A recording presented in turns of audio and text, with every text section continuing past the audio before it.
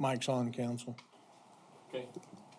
Good evening. Welcome to tonight's council meeting. I'd like to call the meeting to order. First thing I'm going to ask for is agenda changes. Mr. Mayor, I would like to add on one under, I guess it'd be new business, discussion about the best project and where we're at and what we're looking at as far as a possible delay on that or not. So. All right, council, any questions? We'll take that. We'll open up for public forum. If there's anybody wishing to address the council, now's the time to do so. Name and address, please. Alex Beck, 920 West 4th Street. So today I would like to talk about, I was made aware that you recently went on the HC Talk podcast, hosted by, I believe, Lance Gormley, if that's correct. And so, me being the curious individual I am, I went and watched it. And there were some interesting things that you said, Mr. Mayor, that I would like to address. First one being the fact that you claimed that my mother, who at a previous council meeting, was not speaking on behalf of the Halstead Mennonites and was never doing that regardless, which I know for a fact that she was. And I know the person that the Halstead Mennonites that brought to my mother that wanted my mother to talk about them. I know who that person is. I'm going to keep that name private per their request of privacy. And the fact that you said that my mother was exploiting the Halstead Mennonites to serve the narrative of the No Best group, which I believe is a totally low move on your part as the mayor of Halstead. You do not get to accuse the residents of doing stuff that's false without any sort of proof whatsoever. Next, the No Best group, how you're spreading fear and misinformation, and that they're acting radically and illogically as a bully group. We are just expressing our beliefs and our fears as is allowed in the First Amendment of the United States Constitution, which you don't seem to realize. We are not spreading any false information or anything like you had also claimed in that speech. And you at one point said that we cannot take you on intellectually. So were you calling the No Best group or the residents dumb by saying that? I really could not tell. But the fact that you was thinking that you were on top of everybody is not okay with me. And one of the things you also had stated is that we were spewing BS. Well, first of all, I know for a fact that Ron Dick and Kevin, who is behind me, they both have experience and knowledge about the kind of like stuff that best systems do, spewing back decades, and that their information that they post on their pages is completely fine and is accurate information. And one of the things that you claimed that you had felt is that your First Amendment rights your First Amendment rights were being squelched by us. We have allowed you to post on your public page, on your personal page, and your beliefs, even during council meetings, about how you feel about the best project, and never once did we try to stop you. However, what you did back when you still had your mayor page, before you deleted it, was deleting comments that did not agree with your view on this project, which is a First Amendment violation. What we were doing, not even close. And one of the things you said was, do not attack my character. That's one of the quotes from you during that interview. If you don't want us to attack your character, do not attack ours by slandering residents of Halstead whenever you do not agree with them. And you claim that your allegiance was to the city, not the developers that are doing this project. Well, if your allegiance is really to the city, then you would listen to what the residents of Halstead have to say, and you would not be trying to constantly go forth with this project, and you would listen to our fears and our thoughts. So, and then at one point, you claimed that our petition was not valid, or that, kind of goes in with the intellectually stuff. The signatures on the petition, the ages for that, span from 18 to all the way up to 90 years old, proving that tons of people from all different age groups do not want this project. And even read in a previous council meeting was a letter from a 13-year-old stating that they did not want this project and they had concerns about it, but you still did not seem to listen. And yeah, going back to, you will not slander my mother. I will defend her to the day I die. You will not slander people with no actual evidence to back on it. And the fact that you did it on a public podcast that is watched by probably a couple of hundreds of people all over Harvey County is not okay with me, or should not be okay with anybody else in this city. With that, I have nothing else to say to you. All right, thank you. Next.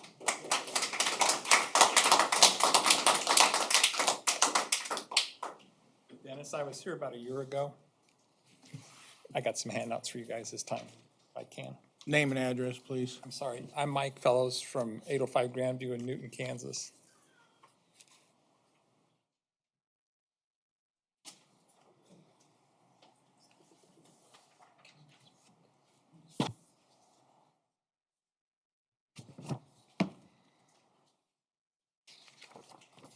Oh, yeah, I remember you, Mike. You should be in a great meeting. We did.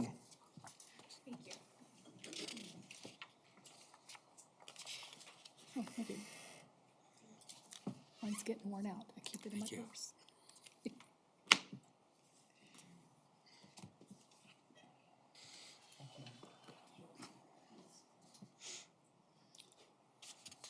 About a year ago, I stood before this group and asked for a volunteer, and Dennis stepped forward and helped me out.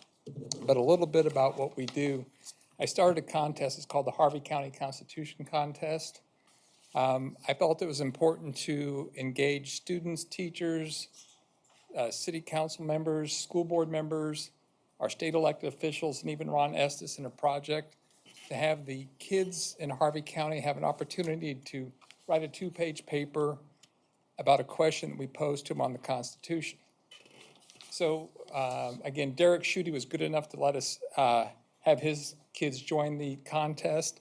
Now the Sedgwick Cardinals and the Burton Chargers have joined with the Newton Railers to put together this contest. The contest is going to start on September 17th. I don't know if you're aware of it. On September 17th, there's a federal law that requires all schools to teach something about the Constitution. I don't know that people know that or if they even listen to that. But I give all the high school seniors in Harvey County that want to participate this and a chance to have a head start on that, because they'll get handed a paper like this with the question that they get to start writing the paper about. Every student in Harvey County that participates will also get a pocket constitution, so they have a handbook. But for me to pull that contest off, I have to come to groups like you and ask for you to select a delegate and join the other city council members and school board members and county officials as a panel of judges. I'm looking for 12 judges this year, hopefully one from each school district and one from each city commissioner. The contest will be started on the 17th of September. The papers have to be submitted by October 3rd. We need 2 weeks to check the papers to make sure that AI wasn't used. I didn't know that would happen, but We looked at that last year, didn't we? yeah, they actually have to put the papers through an AI checking machine, I found out. Who knew? It's before my time. But again, then on the 16th, we're going to gather the judges over at Lutheran Zion Church in Newton, Kansas at 6 o'clock and hand out the papers and give you your assignments. It's not fair for you to just walk into a contest and ask to be a judge and you can't be prepared. So the day that the questions go out to the students, you'll get a copy of the flyer that has the rules attached to the back of it. And we're going to have what does she call that? A rubrics to help you get rubric. Thank you, to help you. New word to me. But to help the judges grade the papers. We went through a couple struggles last year. We don't think our directions were good enough for the judges, but we still had a great contest. We had a lot of fun with it. And at the contest, we had Stephen Owens handing out the checks. This year, Stephen's planning on attending there. I'm hoping Mike King, your state representative, can fit it in his schedule. Avery Anderson, we're going to get him in there. And then Ron Estes will probably be sending up one of his delegates. To kick the program off, Ron Estes' office has agreed to make an introductory video. I'm really trying to promote Harvey County. We're the only county in the state of Kansas that does this. And I'm finding out where I modeled the contest over, it fell apart. So we might be the only place in the country that this happens. So I need your help. I'm kind of late getting to you because you guys all put your meetings on the same night, you know, whether it's Newton or all the rest of you. But on August 1st is when I would like to have a judge or a delegate picked and let me know. My contact information is in the flyer. And in your packet, you'll see a description about what the judges are going to do, and then a couple newspaper articles that I put together over the years about how the contest goes. And again, Dennis did it with us last year. Not that he could be disqualified, but I would hope he would spread it around and give me 4 hours of one of your evenings and pick a winner with us. It was really a good time for me last year, and I can't remember what the exact question was, but all the essays really landed on the Electoral College. Yep. And there was different views from both sides of the fence on that particular issue, and it was interesting to see what those students come up with. Yeah, it gives you as an elected official to see what the high school seniors are thinking, because they don't get graded, they don't get extra credit. They're in the contest to express their thoughts and their views from whatever side of the Constitution they want to look at it from, and write freely. We do not grade for punctuation, grammar, spelling. We want the kid that fails in English and the kid that can write a master's thesis to have the same opportunity to win in the contest. So we're just grading for thoughts and content. So if they write like that, it's easier to check it on AI because it won't be perfect. But anyway, that's the thought behind it. Well, council, since I've already done this, I'm looking for a volunteer. Is there anybody that's super interested in doing this? It's my mother's birthday, so yes. It would be a good way to honor her since she passed 35 years ago. My contact information's in there, or if you have a card, I'll take it with you. And again, you'll be joining other city council members and school board members from throughout Harvey County. I'm still chasing Heston. We're going to invite them one last time to see if we can get all of the schools in Harvey County in the contest. Sounds good, Mike. Well, you have your volunteer. Thanks for coming in. Good to see you again. Thank you for making it easy. We're going to have some fun this year. Yes, Bet. I love this stuff. I love debates. Next.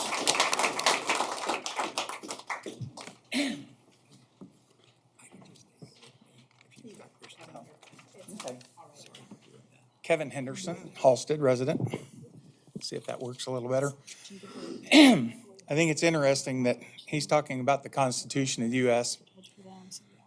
Large number of members of the Halstead community have stepped forward, signed a petition as set forth by Kansas state statute and by the U.S. and Kansas Constitution. I'll give you 2 emails. And they are petitioning that you all consider the ordinance to ban commercial level buses from the Halstead city limits. This is the item that Mr. Van Scoik has brought up to add to the agenda. On July 17th, the Harvey County Clerk certified the petition and validated all of the signatures. Out of 331 signatures, there were 316 validated. Some were hard to read, some were some issues, but there was no fraud involved. It was just validating the signatures and him being able to read them.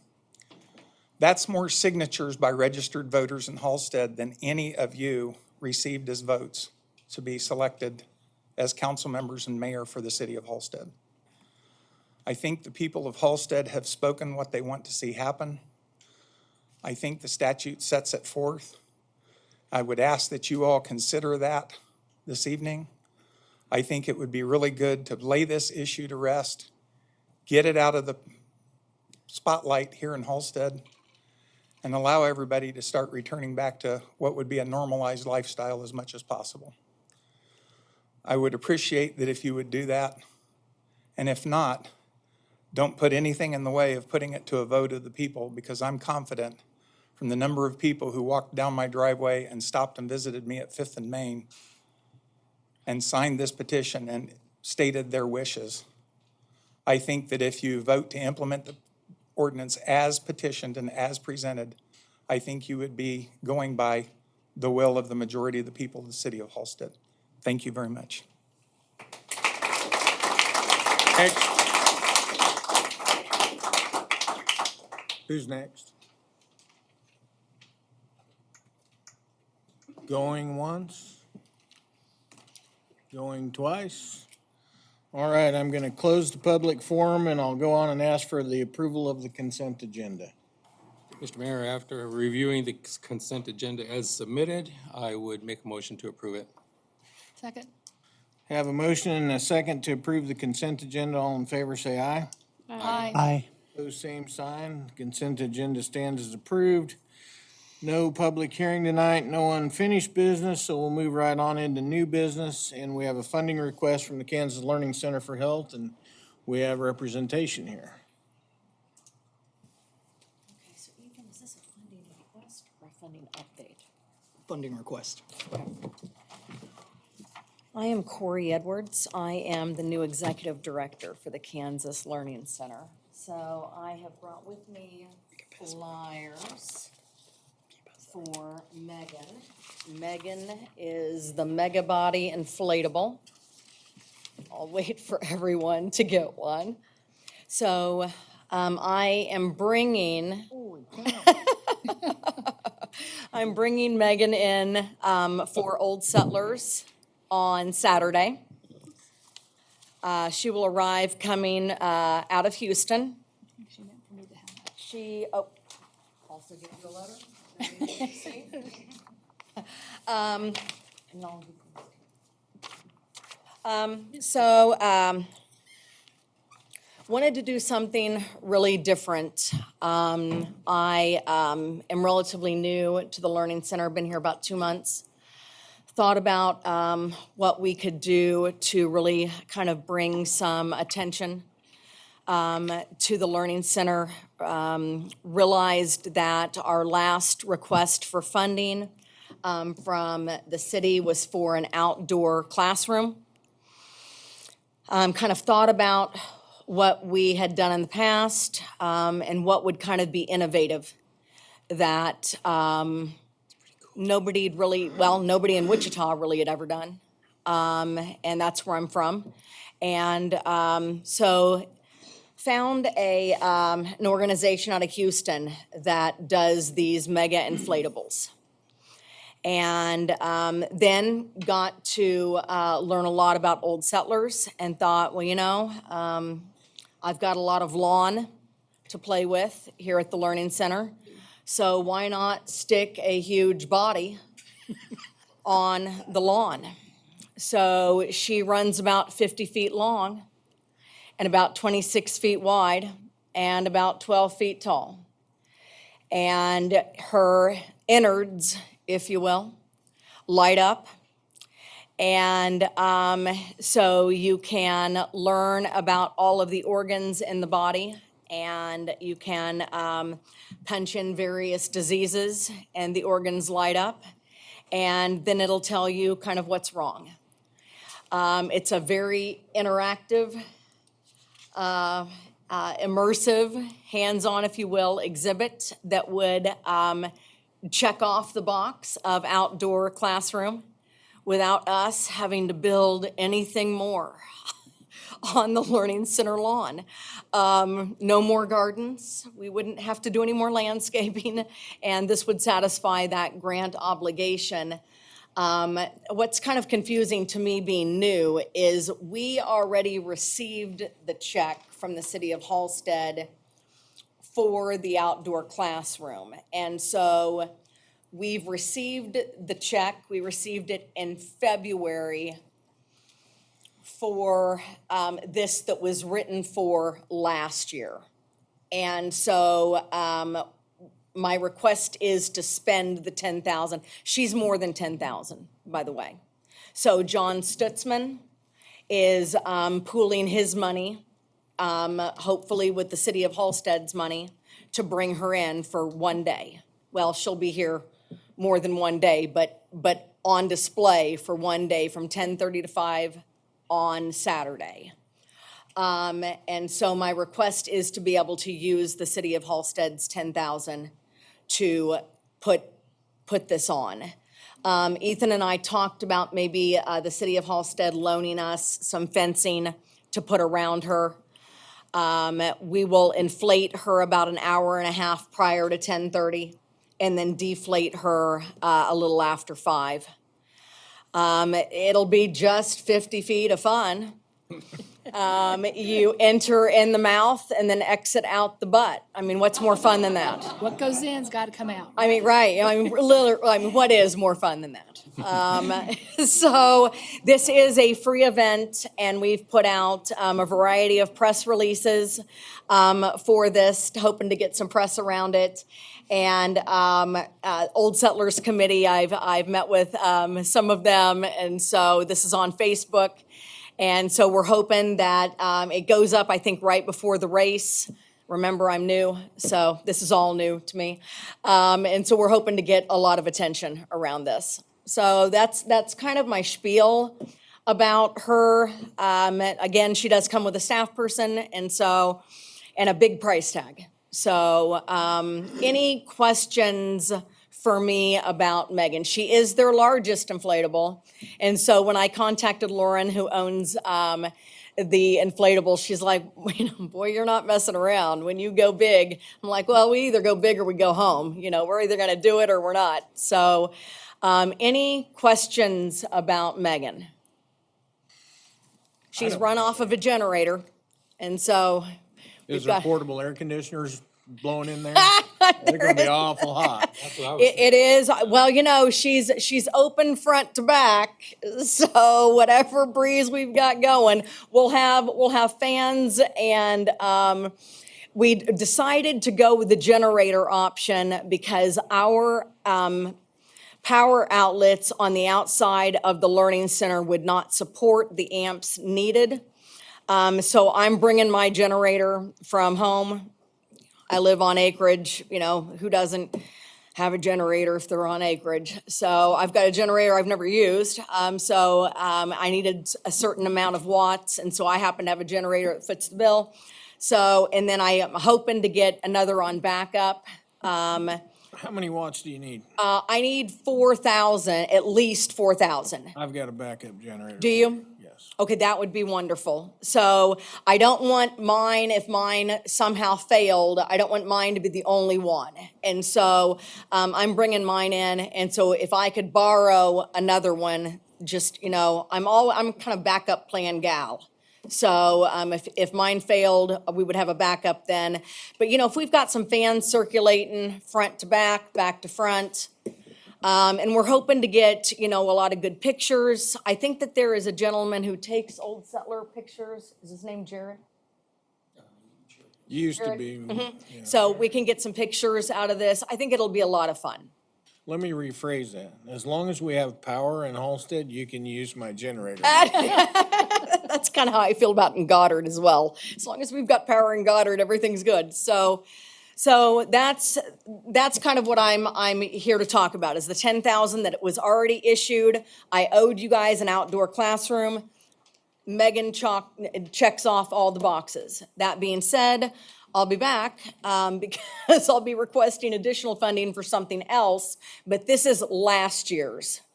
I just want to kind of make that clear. This is for last year's $10,000. So there's no policy issues with this at all, Ethan? And do you need any motions or anything from the council regarding this? Or? No, if it's for last year's, then you can treat it as an update and have her come back when she wants to make the request for what was budgeted this year. Yeah. Well, we haven't given them this year's money, right? No. Yeah, you have to come in person. That's kind of Right. Oh, yeah. That's what he said. So in order to get this year's money, I'll be back once I figure out what that entails. Sounds great. It's gives us something fun to talk about here in town.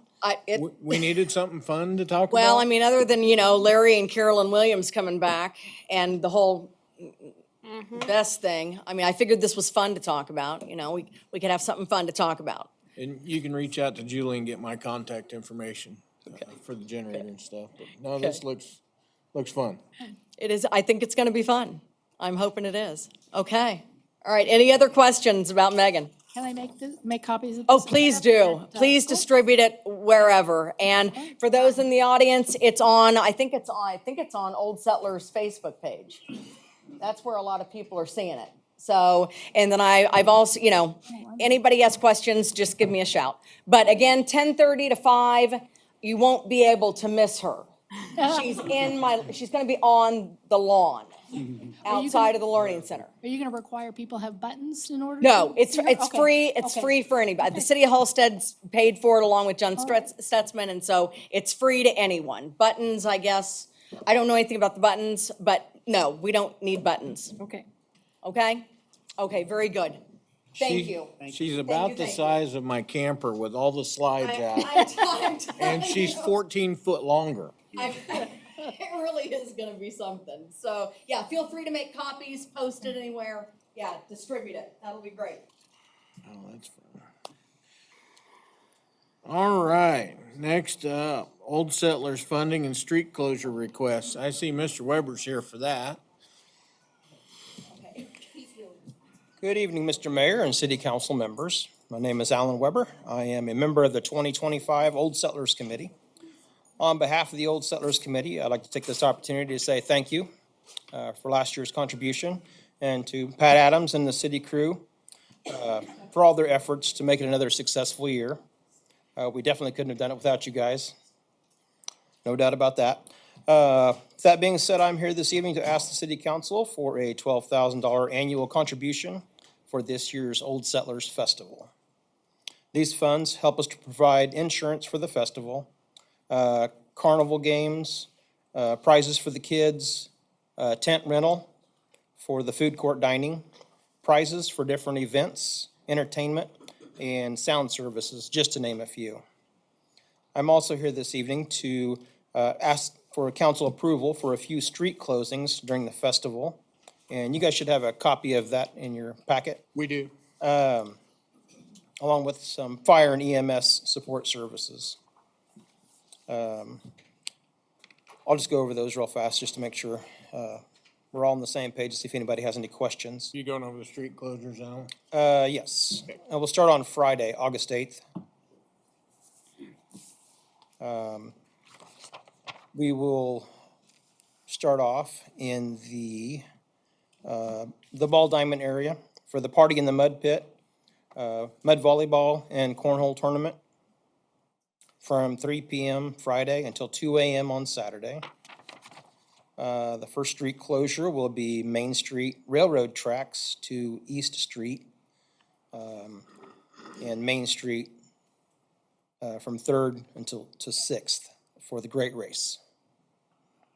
The next one would be Main Street from Main to First Street, First Street from Main to the Car Wash Drive for the food vendors to get set up. 5 p.m. on Friday to 12 a.m. on Sunday. The last one for Friday will be Main Street, 1st to 2nd for carnival rides and games. And that's only if they have to set up if the weather's not going to cooperate on Saturday. If the weather cooperates, they'll set up on Saturday instead of Friday. Any questions about Friday before we move on to Saturday? No, and your listing was worded a little differently than the resolution, but this resolution covers everything that Alan said, doesn't it, Ethan? Yeah, I believe so. It should, one of the resolutions is for Friday and the other one's for Saturday, just because the Saturday one had kind of redos of what Friday was, but a little bit different. Okay. So I just did a separate one to cover each day. Sounds good.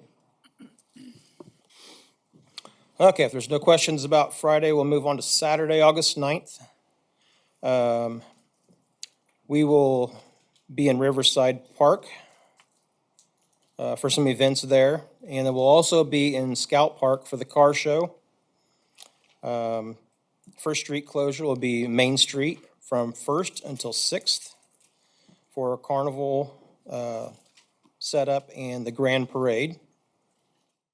The second one will be Main Street from 1st to 3rd, and that will be 11 a.m. to 12 a.m. Well, actually, the first one will be for the grand parade also, from 1st to 6th. And then 1st to 3rd will be for, of course, the parade, and also for the carnival and the carnival games.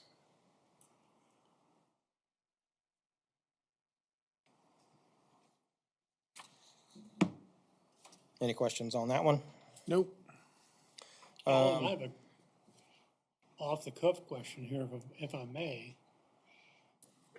I've seen what Cedric has done, or planning to do, with common consumption areas. Is there any movement toward that here for the Old Settlers on Main Street? We haven't talked about it. Okay, now they're providing cups from from two particular vendors in their city. And you go to those vendors, you can get a beer and have it in that common area.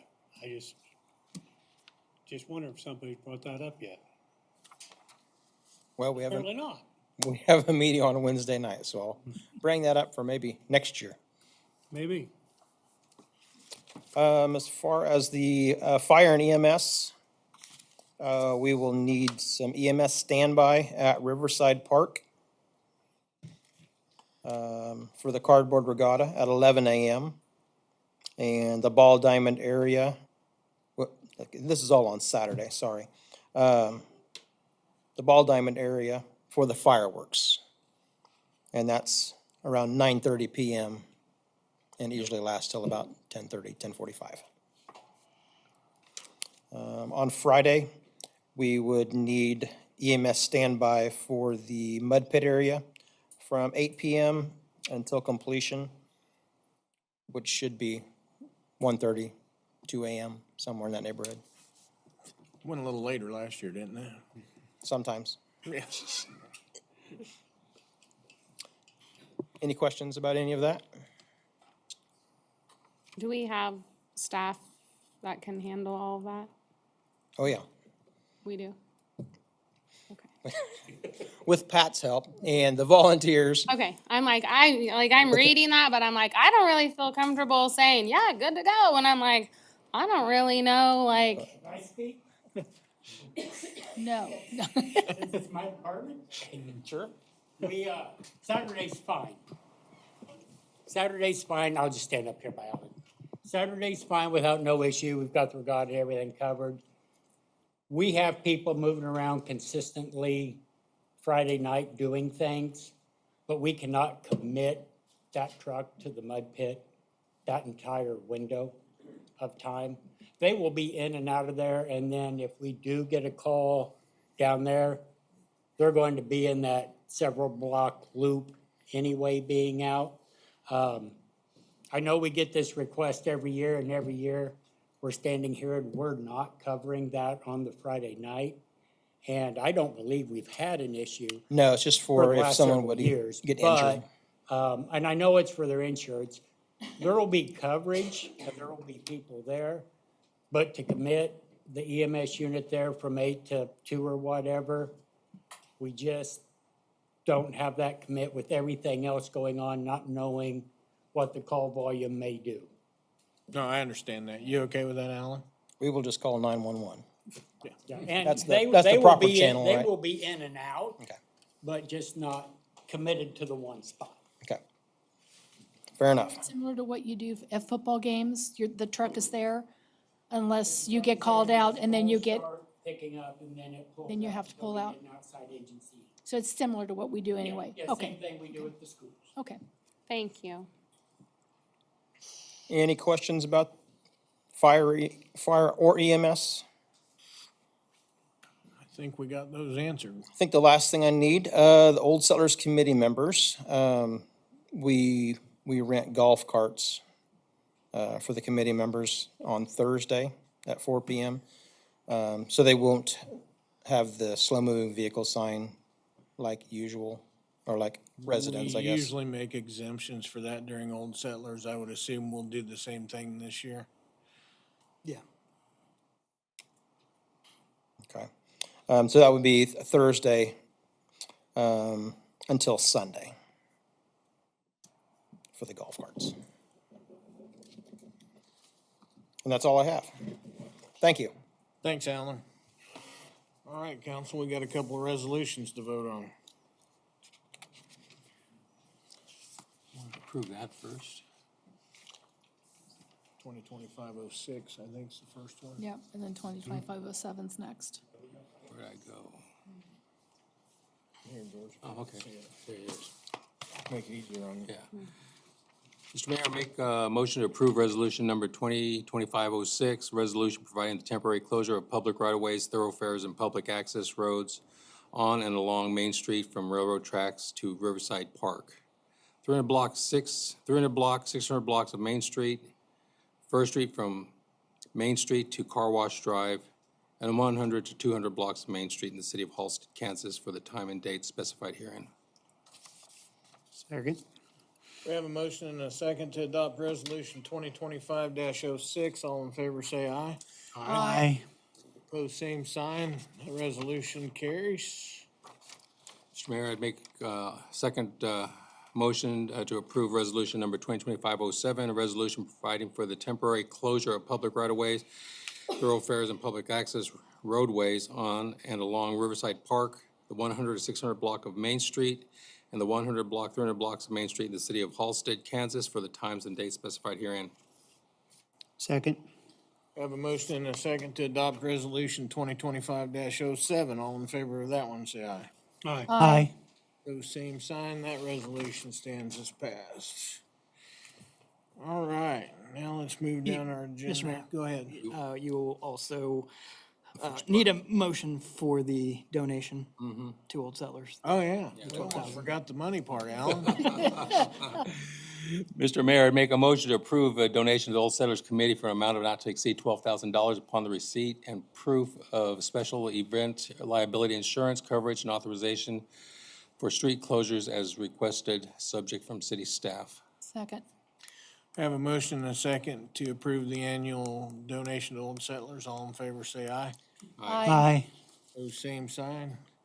Now are we One finished more. with Old Settlers? There's one more? Yeah, regarding the golf cart and the way that ordinance is written, I believe the council, if they feel so inclined, could make a motion to suspend certain regulations in the golf cart ordinance, subject to the approval of the police chief, and then we'll push out those rules. But typically, it is, it's waiving registration requirement, slow-moving vehicle requirement, the light requirement on Saturday evening, the rear view mirror or side view mirror requirement were the four big ones. Can we put this on work session for Wednesday night, and then we can make a Can't have a binding action in a work session? Could we make? No, we won't make, we'll just discuss it, what we want to put in there, and then at our next meeting within. It'd be too late at your It'd be next too late. meeting. There's Yeah. time, okay. We could make a motion to adopt the same rules we had last year. We can do that, yeah. I say, or, yeah, you can do that. Yeah.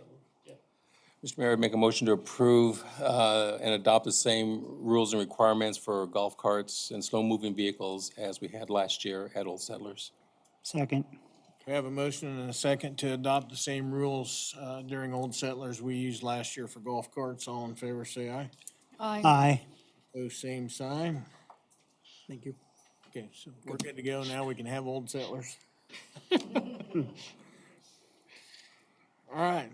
I think this is why Andy's here. We need to talk about an EMS mutual aid agreement. I believe this is mutual aid for the entire county. Is that right, Andy? Yes. I'm going to talk. I'll let Ethan correct me if I err something on dates. Our last official mutual aid agreement was adopted in 2007, just prior to me getting here.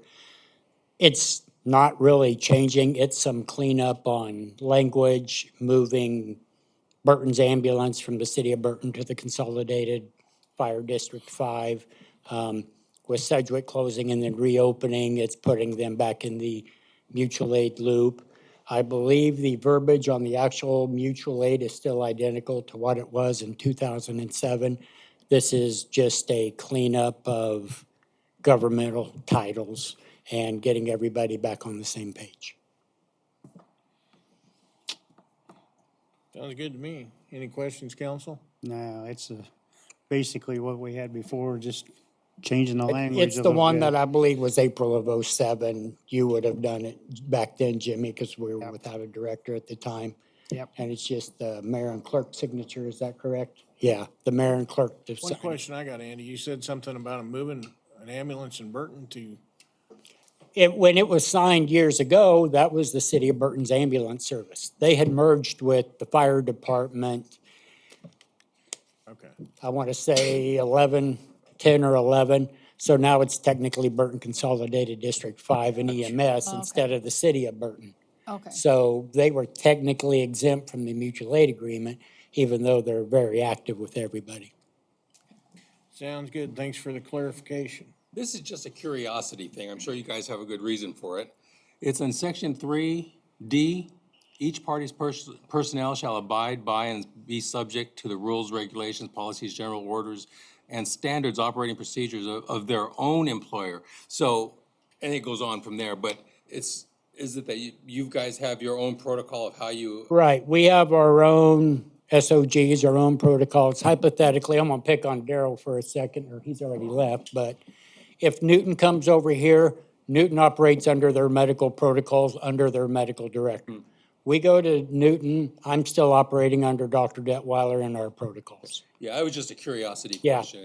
And just, That keeps things cleaned up where you're not trying to learn every agency's different net Well, it's doses of probably things. almost a requirement for the liability insurance, isn't it? Yeah. Makes sense. Yeah, Any they other run questions? under standing orders, and depending on what city it is and who the medical directors is, those standing orders could change. So that's why they run under the standing orders for their medical director that he or she signed. with that, if there's no more questions, Mr. Mayor, I'd make a motion to approve the Emergency Medical Services Mutual Aid Agreement between the cities of Halstead, Heston, Newton, Sedgwick, Burton, Consolidated Fire District Number 5, and authorize for the mayor to sign this agreement. Second. Have a motion and a second to approve this EMS mutual aid agreement. All in favor, say aye. Aye. Those same sign. That carries. Good luck with that, Andy. Thank you, ladies and gentlemen. Thank you, sir.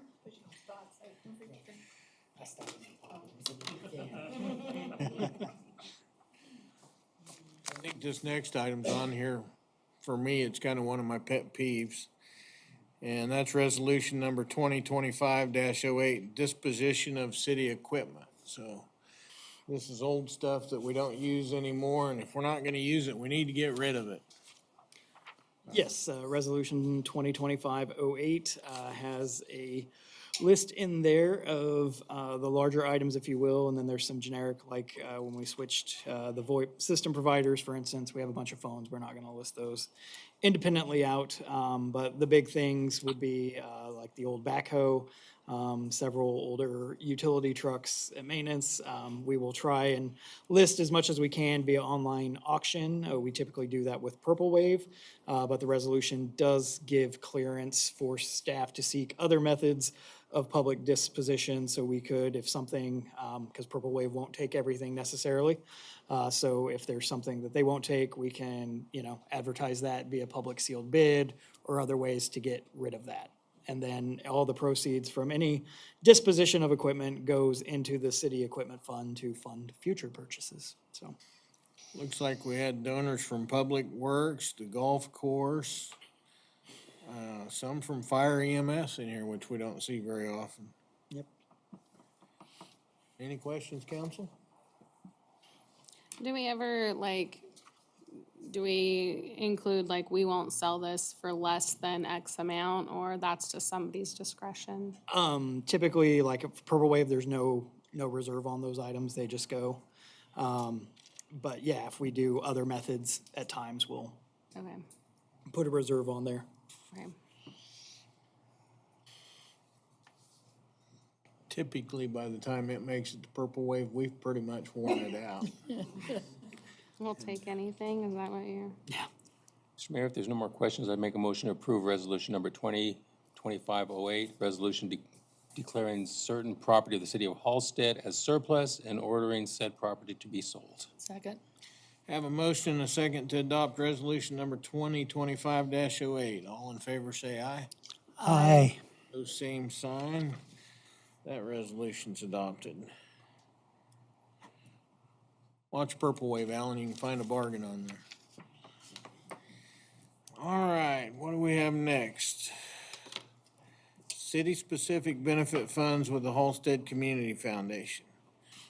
Yeah, this is something that was bandied about in a work session and with the ongoing match campaign. One of the issues the city's had is we've had, individuals make requests for donations to the city, or to make donations to the city, and we are not a technical 501c3, so we can't issue any sort of tax advantage. The best when we get those kind of donations and we're requested is we write a letter, essentially saying that it was a gift to the city with, no expectation of return services or anything. Did reach out to some other cities, though, that have set up things. One of the notable funds, the city that was set up was the Public Service Scholarship that the PD originally spearheaded to get established, and that's still active. We're tangentially have the Community Response Fund, which, like in the event of a mass casualty incident, major weather, that's a fund that is activated and then can be used to receive donations from various sources and then push out funds.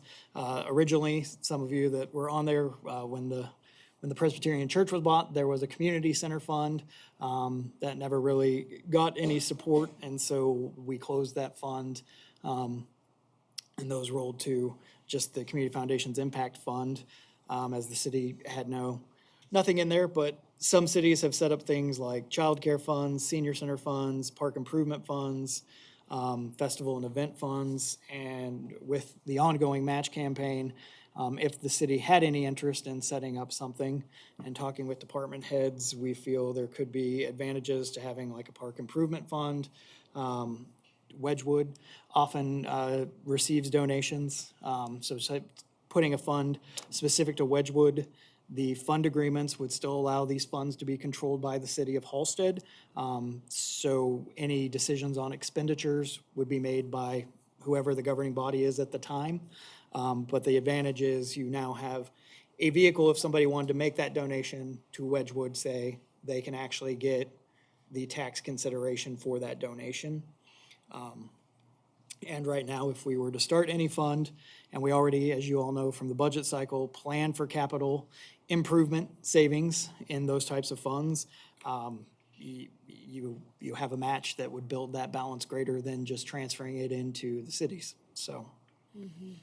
Yeah, and with this Patterson program, that's been a heck of a success. And I think Parks and Rec, anything that the city can put towards this where we can potentially get those matching funds, it's like a 100% guaranteed venture capital account to put that money in, so. And plus, it makes the bottom line look better for the community foundation, so. I don't know if you need any kind of action on that tonight, Ethan, but, Well, we have to decide by the 11th, Yeah, right? August 11th would be the meeting where we, have to have the donation. We can talk a little more, I guess, at the work session. In order to get those checks cut in time and stuff, we might have to call at least a special meeting for those expenditures to be approved prior to the thing. But Do we still have Dragon grant money? I mean, that would be something that would be interested in too. no, we're out this year because of the Science Grant Program. Okay, But we still have like I said, the planned capital transfers subject to some of those departments. yeah. I just was wondering if that was something. so our next work session is Wednesday this week? Thursday. Thursday this week. I'll have to put that on my calendar. Yeah. So you counsel, you good with that? We'll talk about this at the work session Thursday? Yes, sir. Yes. Next item, these are always good to see. Payoff of current outstanding wastewater treatment plant loan. That sounds like a bit of good news. Yeah, we are, the city originally had two. One paid off a couple years ago, or the second one was for work done to the wastewater treatment plant in 2007, 2008. The current payoff date for that is in March of 2028. With us getting ready and actually in the early stages of this new KDHE SRF loan, staff reached out and asked if there was any way we could potentially pay off that outstanding one just to get that off of our books. We have less anticipated to, I believe, less than $60,000 still owed On that loan, we do have adequate funds in the wastewater reserve to pay that off. We will see about $1,600 in interest savings, we estimate, and another $200 in fee savings.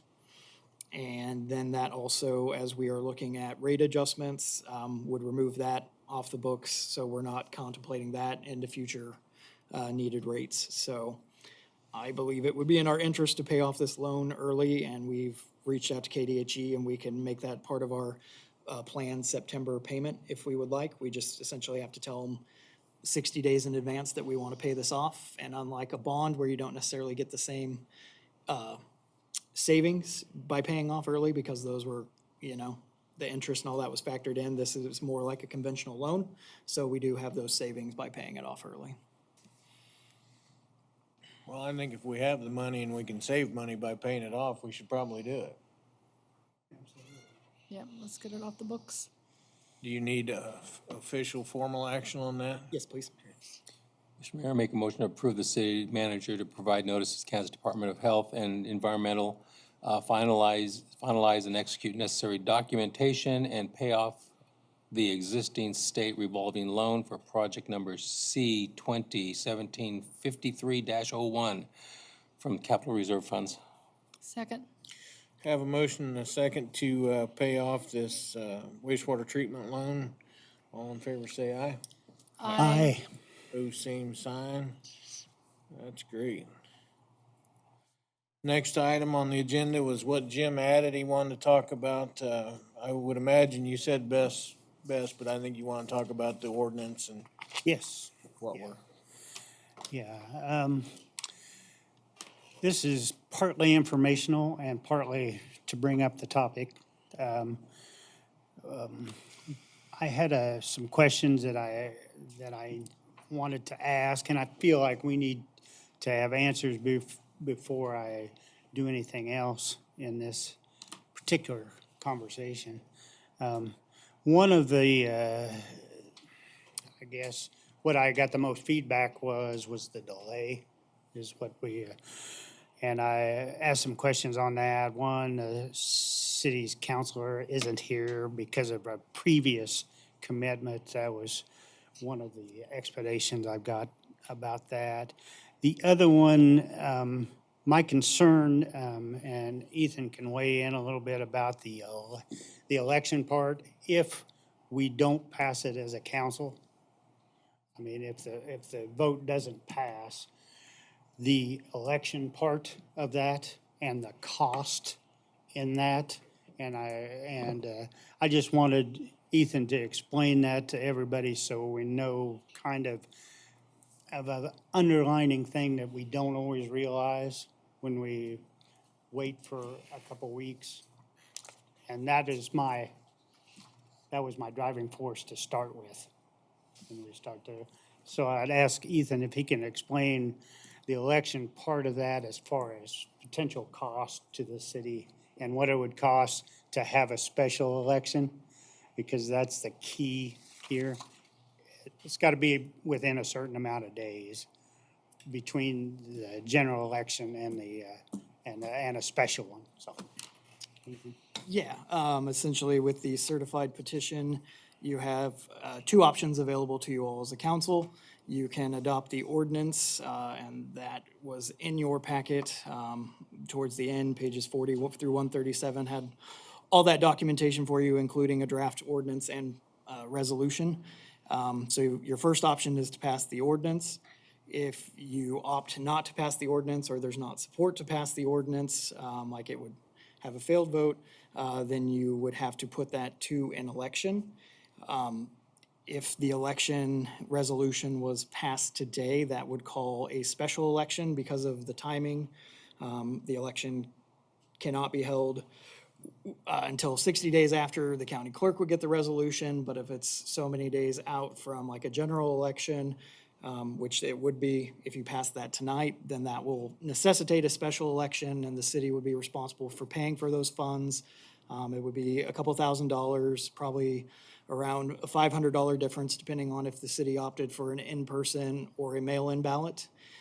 You have until August 11th, still be within the 20 days of the city clerk certification of that. So on the August 11th, if that resolution was passed, then it would fall within the time frame to go to the general election, at which case there's no cost to the city for that election.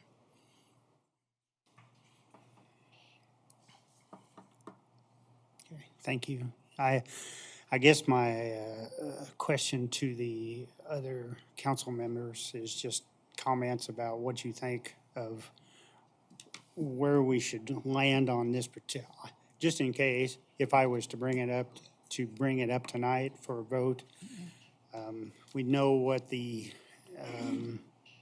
extra cost would be if it didn't pass. So that's, my thinking is, one, to get it on here and talk about it, and two, to explain some of the hidden things that we don't always see. I didn't know it until I asked, basically, and see what the cost was and all of that stuff. And that's what I wanted to make sure before I did anything, and I wanted to ask you guys your opinion. Well, I think the cost of $1,600 to $2,000 is minimal. I mean, we've spent more money on other things that also are important to us, but I think that $1,600 to $2,000 is minimal. So I don't think that would be a hurdle that we should be worried about crossing. I think one of my, I don't know this for a fact, and obviously that would be Harvey County, as far as that goes. How much of a, not inconvenience, but how much of a getting people to work the poll station, or if we had a live vote, that kind of thing, what kind of dilemma that would be 2 weeks before another election. That, that was my, basically, not so much the cost, because I understand the cost is not all that much. It's just the thing of, we're gonna have one election and then turn around and have another one if we need to. Yeah. That's a legitimate question. I think we should all kind of ask a little bit. Plus the turnout kind of changes around just a little bit on there, so. I think,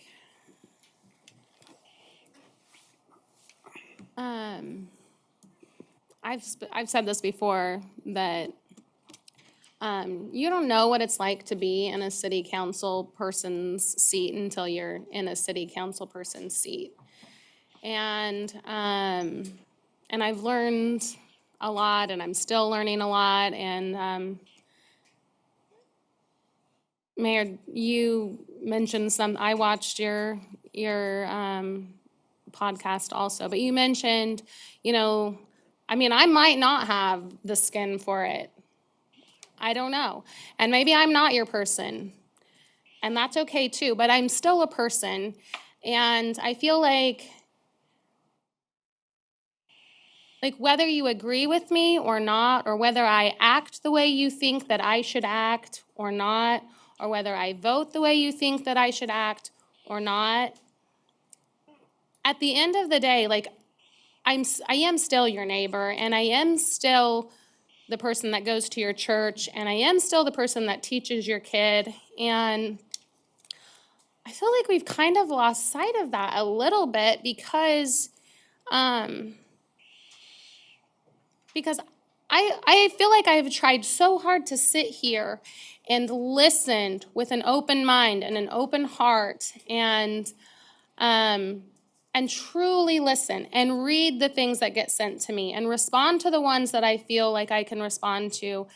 And I don't know what I've done to make people think that I'm not trustworthy. But I can't do anything about that, because at the end of the day, I'm gonna go to bed and I know that I'm a good person, and I'm an honest person, and I have good morals, and there's nothing in the world that I would do to put this community or these people or my home in harm's way.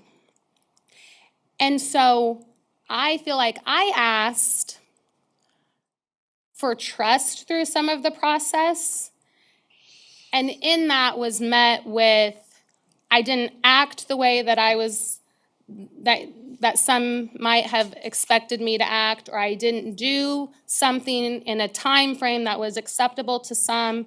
And so other actions were taken, which that is your right to do. But now I feel like you're coming to me and saying, please do this because this is what you feel like is right. So do my feelings and my things not matter? And the fact that, yes, 300 plus people signed a petition, and that is fantastic. I think that is wonderful, that many people came together to stand up for something that you believe in. The other thing when you bring up the vote is, to me, that says we did not have a very good turnout at the last election. That's what that tells me. That tells me that many people in our community need to start coming to these meetings and need to start showing up for other issues other than this one. And I think that's fantastic, but I feel like I have the responsibility to serve all 300 plus of you that signed that petition, as well as the people that didn't sign the petition, as well as the people that showed up to vote and are registered voters, and those people that are not showing up to vote and are not registered voters. And I know that they didn't sign a petition that said that because there are those people that you just don't hear them. There have been people that reach out to me, and I feel like I do have a responsibility. We may not agree exactly the same, but please don't say horrible things about me. And please don't question my character.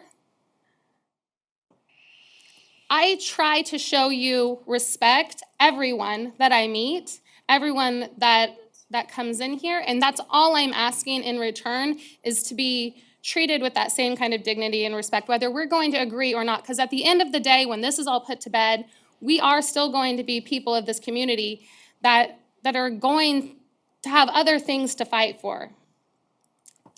And that's, I guess, where I'm at. I don't know, I feel like I just walked around in a big circle, but. I understand what you're saying, Shawna.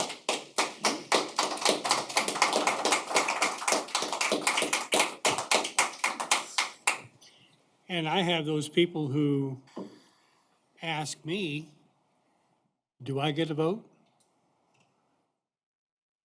I said, there's only two ways in which you get to vote, because there isn't a petition to do one thing and a petition to do the other thing. Now, am I obligated to give them the opportunity to vote?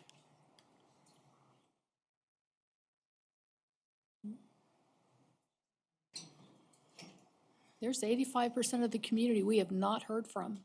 And I've heard from some who do not want to say or publicly say how they really feel because they're afraid of being alienated.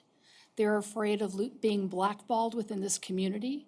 They're afraid of losing their jobs, losing their livelihoods. That's not right. Just because we're elected officials does not mean that we gave up our First Amendment rights. We can agree to disagree. And when you have people that come to you that say, not for or against it, but I just want the process to work out. I want to see what kind of stuff we get for our community. What's the evidence and what does it mean for our community? But yet they're afraid to say that in public. That's wrong. That is wrong on so many levels. Nobody should be afraid to be able to speak their minds. We all live here. We all live in this community. For one reason or another, some of us were raised here, some of us moved here because this is where we wanted to live and raise our children and educate our children. Some of us stay because this is where our ties are at. There's absolutely nothing that I want more than to make sure that all of us are safe, that all of us have opportunities to life, liberty, and the pursuit of happiness.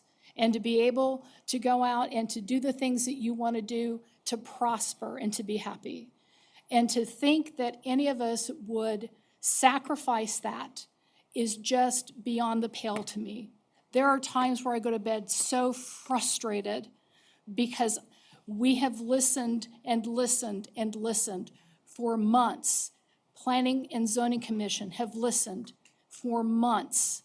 But yet, if somebody says something that doesn't necessarily you agree with, then we can't be trusted. We're not being honest.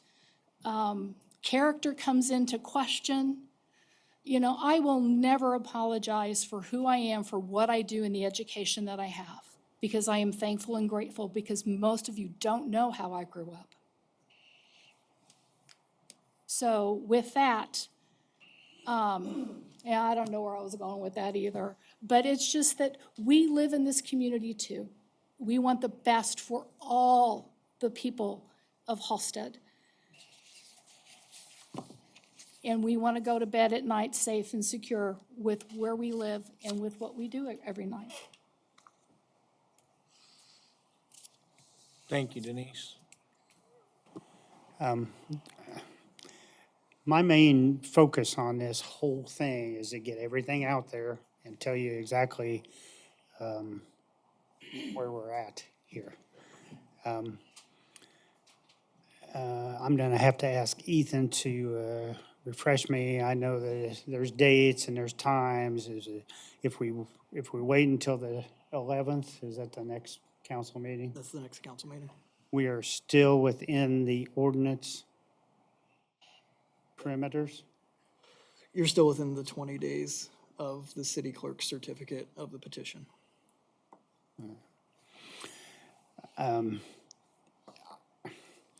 You know, if I can make a motion to do it, I just have a sneaking suspicion that there isn't the support for that to accept the ordinance.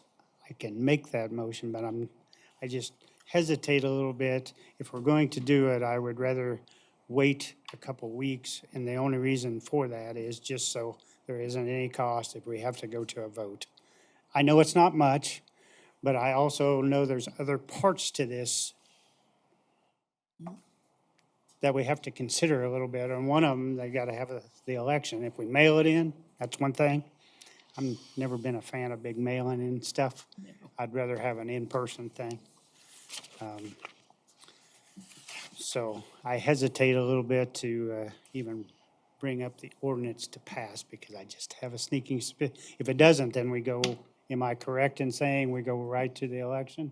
No, you would still have until August 11th. Still have it until, You could still, I mean, if hypothetically, if an ordinance did not pass this evening, you could still make another motion to approve that same ordinance on the 11th. You can have as many special meetings called for this specific purpose between now and the 11th. The 11th is the date that this council will have to choose one of those options of either adopting the ordinance per the petition or putting that ordinance per the petition to a vote of the people.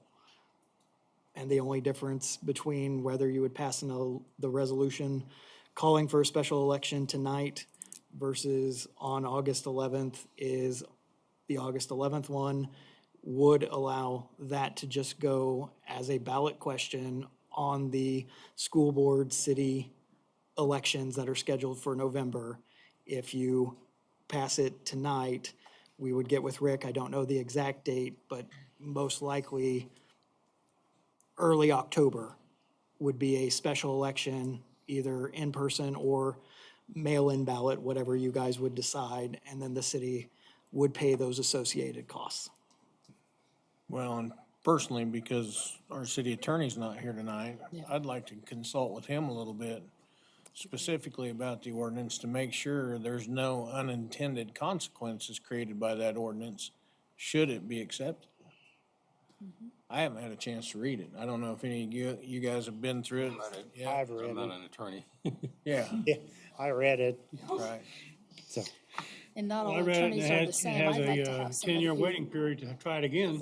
specializes in energy and environment look at it. so.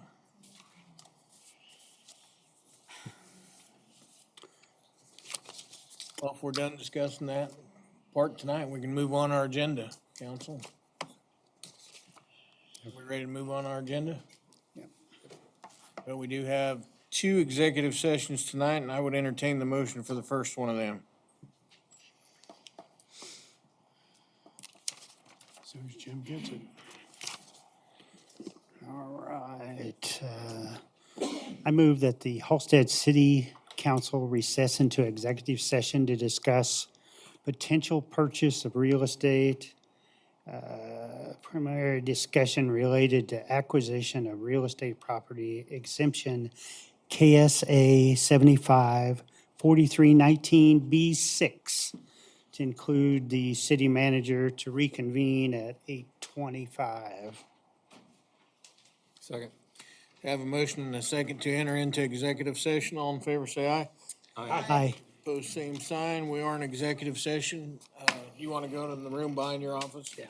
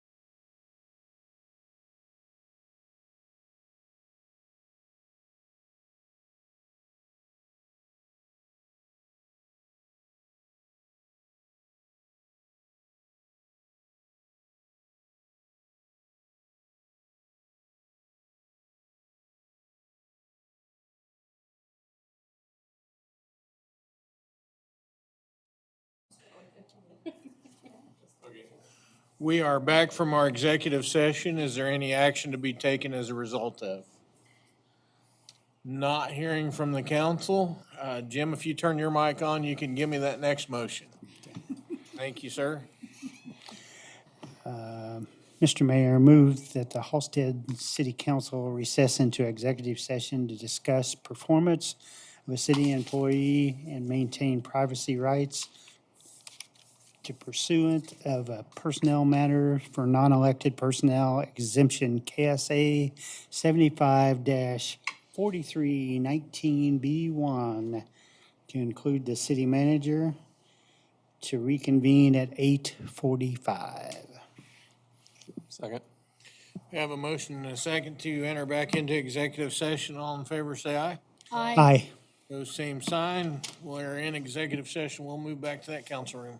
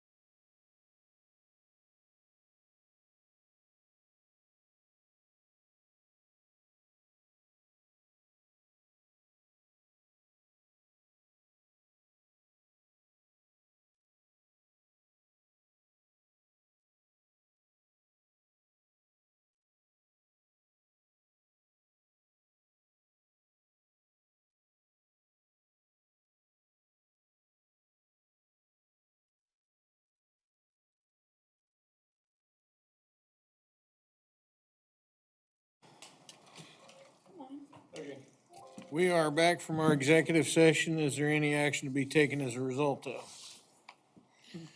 Not hearing from the council, we'll move on our agenda, and now we get to the report section of the agenda. And tonight, governing body of comments is first tonight. I'm gonna start with Jim.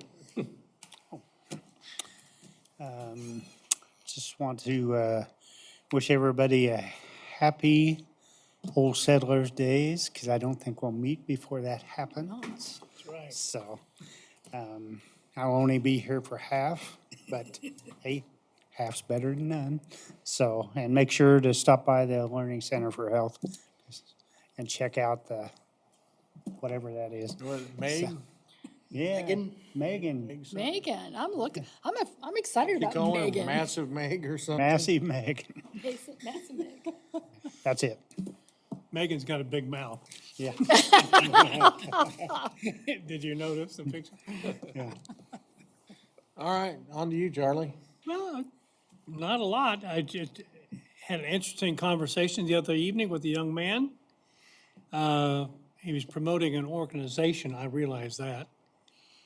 But what he's promoting is cities can permit youth to vote, age 16, 17 and up. Really? Yes, there's a number of cities in, yeah, I see the face. Are they or are they not capable of making rational decisions? Well, we put them in cars.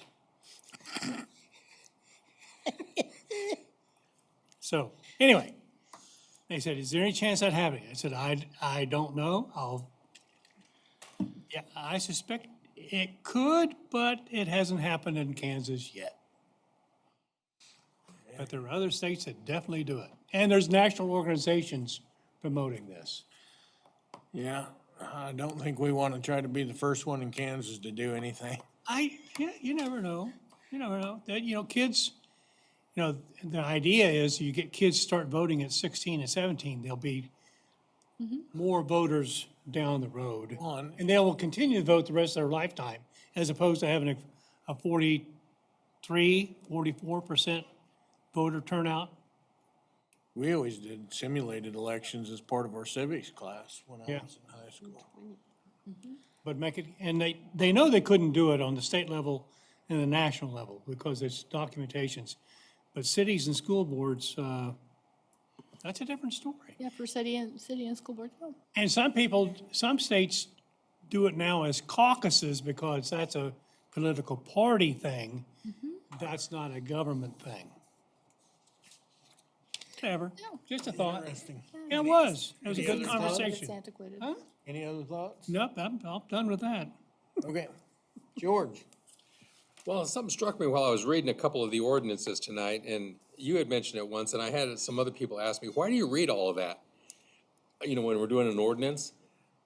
I read it because if I were at home and I just saw somebody say, I'd like to make a motion to pass ordinance such, and that was it, I would go nuts because I want to know what that ordinance is about.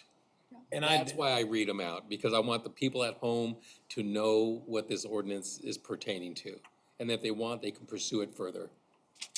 I'm a skimmer and Yeah, that's- pick keywords up and things that'll lock me in. That's why I do the word salad. That's all. Shauna? Well, it's the end of July. That means August is right around the corner and back to school. It's exciting time. So there'll be kids out on the roads running, doing their workouts and different things over the course of the next couple of weeks. And obviously Old Settlers, a lot of people in town. So yes, just wishing everyone the best and the start of another school year. And also just asking that everyone be extra aware out on the roads for extra pedestrians and people out and about. So that's it. Denise, on to you. Looking forward to Old Settlers. I'm gonna put a plug in for the community church service. It's gonna be at 10 a.m. at the First Mennonite Church. And I'm looking forward to it as I think it's truly gonna be a blend of the churches and the religious organizations within Halstead. And so I'm excited for it, and I hope you all come out, and we started it at 10 so we could be done, so we can be out by the barbecue by 11:30. So come on out and enjoy the morning. And pray for cool weather. Yes, yes. Pray to the weather gods. But we're gonna get it this weekend, but maybe not next weekend. Yeah, and I'm so excited for Megan. You know, anything that has to do with health and getting our kids interested in health is just, yeah, it's good. It's a good Now, thing. that might be just enough to bring my grandkids to town for Old Settlers. There you go. With massive Megan making an appearance. Well, I can tell Hey, you one that more I. quick thing. I really want to thank our office staff, Ethan and Julie, and all the girls in the front office. I appreciate all the work that you do behind the scenes that nobody typically sees, making sure that everything keeps going, as well as our fire and EMS staff and our police staff. So just shout out to them. We couldn't do all the things that we do without their services, as well as our, yes, I'm not forgetting you, Pat. All of the maintenance and road guys too, making sure that the roads get shut down and all of the things. I didn't forget, best for last. I'm just kidding. Oh, Grant and the rec, yes. Gosh, that's what happens when you start naming people. Sam at the golf course, dang it. Okay, and anybody else I forgot. So sorry. I love you all. All right. Her medication. I know. I just need sleep. Well, I'm looking forward to Old Settlers coming up. I'll actually be in town this year. My wife did not schedule us a vacation during Old Settlers like she did last year. We spent the weekend at El Dorado Lake and got 2 days of on the water without a bunch of wind, which does not happen in July in Kansas very often. So we'll move on to Ethan now for his city manager report. Thank you, Mr. Mayor. A couple of things, just looking for a general consensus as to how you all would like me to proceed. The first is Edge Investments, who purchased the industrial park lot just north of the current storage buildings there at the corner of Industrial Road and 36th. To expand their operation, has asked if the city would have any interest in looking at partnering with them to address some of the floodplain issues on the western portion of that lot. And then the city-owned lot that is adjacent to that has some on the southwestern edge of that as well. And that lot, it would be the one that's north of the lot they bought, but south of the lot that has the speculative building, just to kind of give you the general area. I believe there would be benefit to the city of exploring the potential of a partnership to maybe bring more of those lots out of the floodplain, just makes them more developable, less restriction. But wanted to make sure, I guess, that there was no hard objections from any of you to exploring what might be possible. Obviously, staff would still approach you all for approval as necessary based on any anticipated cost or formal agreements that might be needed. So hopefully, no issue with exploring partnering on that or going a little bit further down the road. Hearing none, I'm gonna go. Okay, second, I have spoken to a couple of firms regarding 217 Main Street and the city looking for evaluation for rehabilitation or repair of that, which is the loose brick. The general feedback that I have been receiving so far is that the city would be looking at costs probably at a minimum of 3 times or more the cost of demolition to rehabilitate the structure. And that the city trying to pursue options for both would not necessarily be money well spent, especially in the light of the one structural engineer already noting that they believe the best course of action was for the building to be demolished. If the consensus is to still get proposals for both courses of actions, I will gladly do so. Just know we most likely are going to be paying for at least one plan that we would not use, and the costs for those studies are probably going to be $10,000 or more for each study. There are some potential state grants that could help with rehabilitation of that structure, assuming the applications were successful. But most of those do require a 1-to-1 match, and then that still most likely would result in more funds being spent on the rehab than the demolition. And the other issue, I'm sure some of you will remember from 204 Main, is if we're trying to seek like a third party or a private party to purchase that and do repairs, then that removes a lot of the assurances the city could put in terms of clawback or anything to make sure the work would get done. Because if they need to borrow money for it, and presumably they would, because it most likely, demolition is estimated to probably be in the high 5 to 6 digit figures. and rehabilitation, if it's gonna be 3 times that. I would imagine most people would be seeking financing, which means their financier most likely is not gonna take second position to the city. So again, I'm glad to get those cost proposals if you still want to see them. I just wanted to share with you some of the initial phone conversations I got, and largely that was, why is the city even thinking about rehabbing this? How many issues do we have for Thursday night's work session? Just basically budget and now the funds, so. Can we put this on there also? I don't think this would be very lengthy. I think it'd be really short. Yeah, Let's Absolutely. put this on there also. Okay. it's 3 times what we spent across the street to demolish it. That is nuts to me. Yeah. Okay. Thank you for that guidance. KDOT has assigned the official construction bid let date for the Safe Routes to School Phase 1 Improvement Project, which is October 22nd of 2025. Today was the deadline for KDOT qualified engineering firms to submit their proposals to the city for construction, engineering, and inspection on the project. And the review team will be going through those responses to select a firm based on the selection criteria. City should start to get more details laid out regarding the project following the actual bid letting in October, such as the anticipated construction dates and total timeframe. But realistically, I'm guessing spring of 2026 would be the most likely window to see construction begin. But it could potentially start sooner or later based on several factors. And then the city will also be bidding out at that time the Pathways Grant, and that was for the sidewalk on the south side of 6th Street that will run from Cedar Drive west towards Homestead of Halstead and the Housing Authority at that time. And we've held off on bidding that because we were hoping to bid it in conjunction with other sidewalk work to hopefully get as good a pricing as possible. City of Halstead had both its Kansas Corporation Commission field visit and inspection regarding the city's natural gas system and utility, and then a safety audit and walkthrough from the Kansas Department of Labor of all city facilities. I'm pleased to report that the city successfully went through both processes, and want to thank Pat and the Public Works team for their efforts regarding the natural gas system, and then thank all the department heads and staff for their continuing efforts and practices which led to a successful visit with the Kansas Department of Labor. Staff continue to work with FEMA regarding reporting and assistance related to the May 2024 Derecho High Wind event. I want to thank Pat, Grant, and then especially Julie for their continued efforts on the project and gathering the required information, which seems to change weekly at times. And then also the assistance we have received from the Kansas Department of Emergency Management and Harvey County Emergency Management in navigating the process. Staff are currently reviewing the city's cybersecurity status and position in coordination with our primary insurer as well as our managed IT services vendor.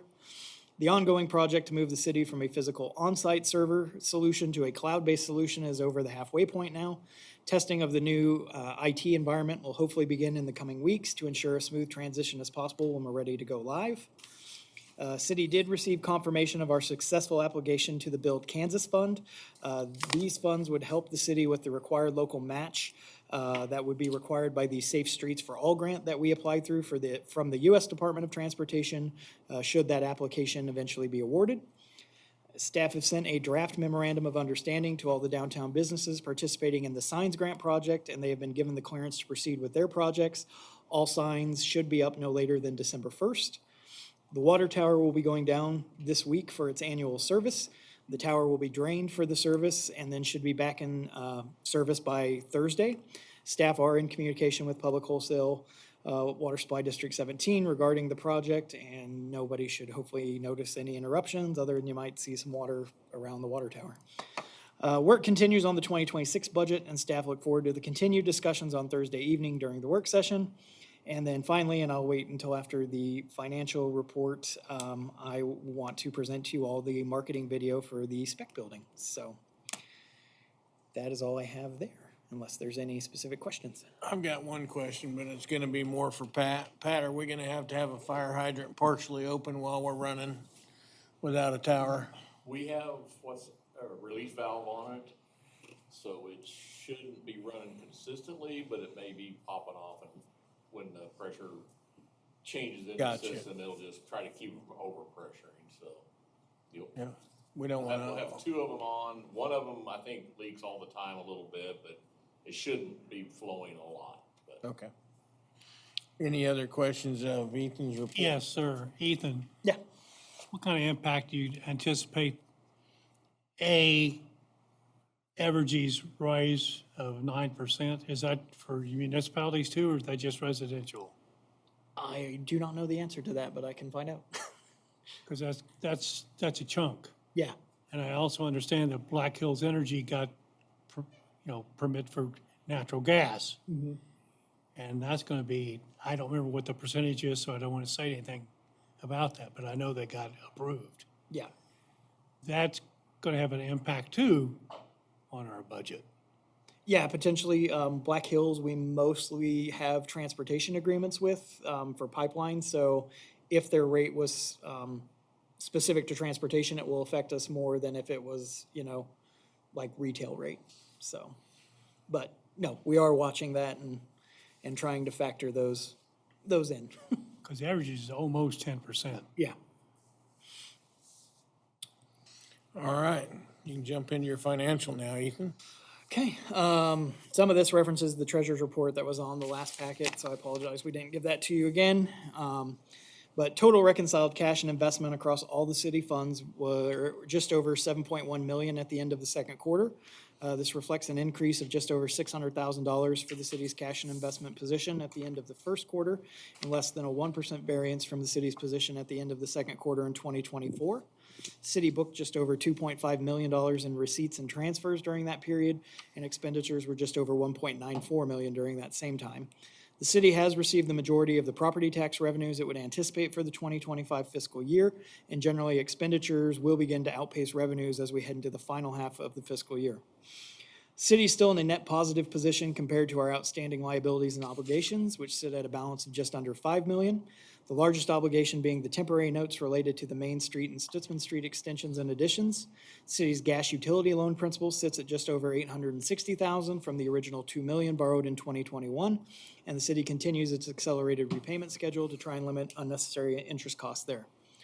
Cash position of the city's budgeted funds were unfavorable to last year's cash position by over $300,000, with the city's gas fund and general fund being the two funds with the largest differences compared to last year. The gas fund continues to show that declining balance primarily due to the accelerated loan payments and then the declining payment plan revenues, as most of those plans have now been paid in full.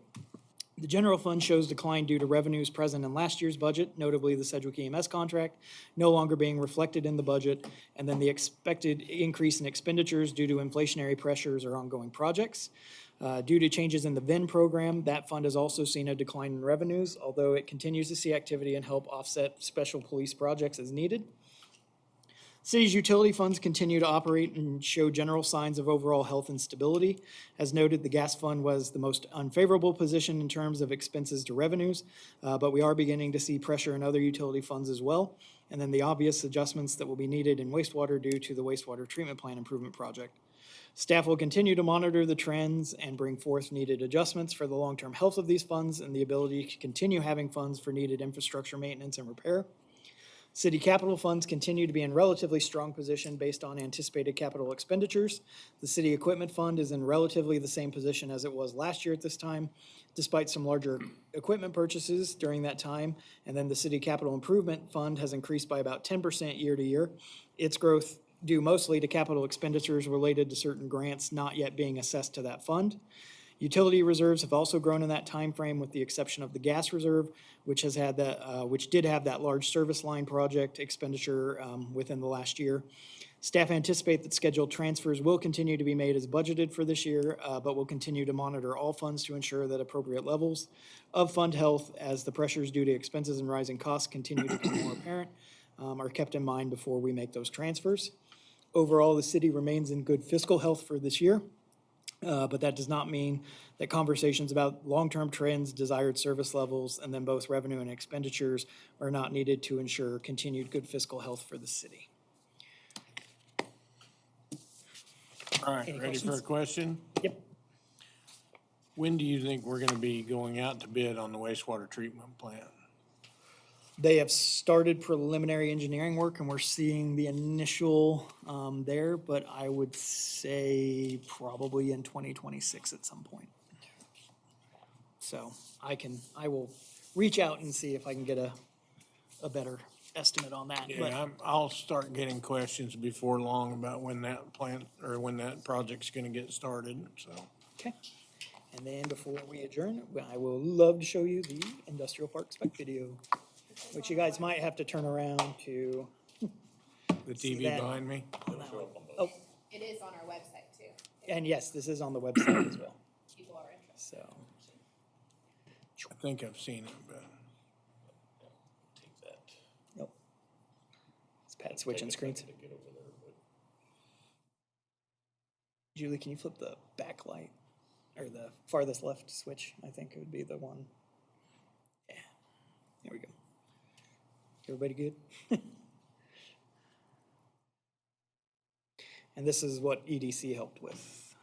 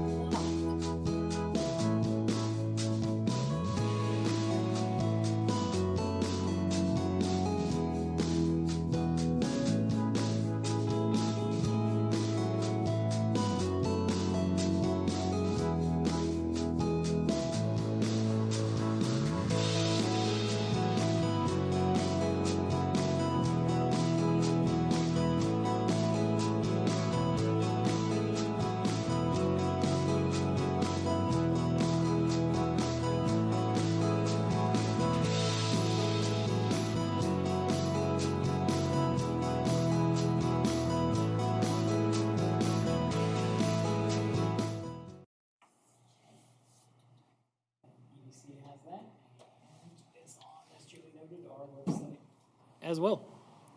So, All right, let's find a leasee or a new owner. Any other questions, council, for Ethan? Well, if nobody has anything else to say, we've concluded our agenda, and I would entertain a motion for adjournment. So move. Second. Have a motion and a second for adjournment. All in favor, say aye. Aye. The same sign. We are adjourned. Thank you, council.